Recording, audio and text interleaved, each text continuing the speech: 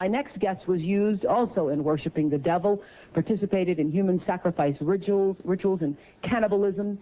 She says her family has been involved in rituals for generations. She is currently in extensive therapy, suffers from multiple personality disorder, meaning she's blocked out many of the terrifying and painful memories of her childhood. Meet Rachel, who is also in disguise to protect her identity. You come from generations of ritualistic abuse? Yes, my family has an extensive family tree, and they keep track of who's been involved and who hasn't been involved. And it's gone back to, like, 1700. And so you were... Right, I was born into a family that believes in this. And does everyone else think it's a nice Jewish family? From the outside, you appear to be a nice Jewish girl? Definitely. And you all are worshiping the devil inside the home? Right. There's other Jewish families across the country. It's not just my own family. Really? And so who knows about it? Lots of people now. I talked to a police detective in the Chicago area, and several of my friends know, and I've spoke publicly before. And so when you were brought up in this kind of evilness, did you just think it was normal? I've blocked out a lot of the memories I had because of my multiple personality disorder. But yes, I mean, it's like if you grow up with something, you think it's normal. Mm-hmm. I always thought something... So what kinds of things? You don't have to give us the gory details, but what kinds of things went on in the family?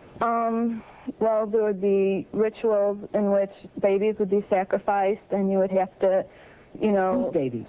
There were people who bred babies in our family.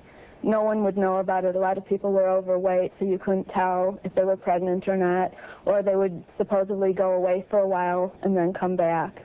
The other thing I want to point out, not all Jewish people sacrifice babies. I mean, no. It's not a very difficult thing. I just want to point that out. This is the first time I heard of any Jewish people sacrificing babies. But anyway, so you witnessed the sacrifice?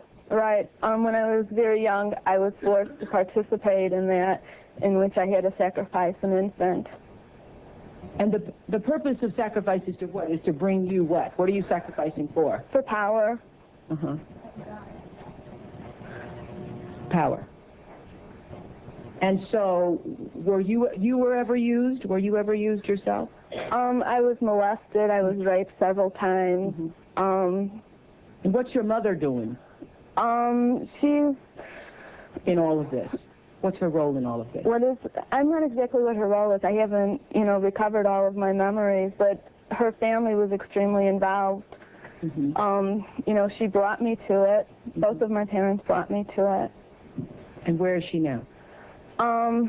She lives in the Chicago metropolitan area.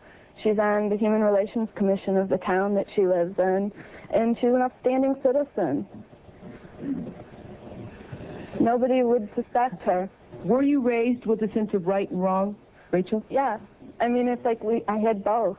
I mean, to the outside world, everything we did was proper and right, and then there were the nights that things changed, that things just got turned around. What was wrong was right, and what was right was wrong. That's what helps to create somebody to develop MPD. Mm-hmm. Multiple personality. Right. Now, in your family, did you all call it worshiping the devil? No, Rachel? I don't know. It was just evil, these things you did. Right. Well, I said it was evil, and they said it was good.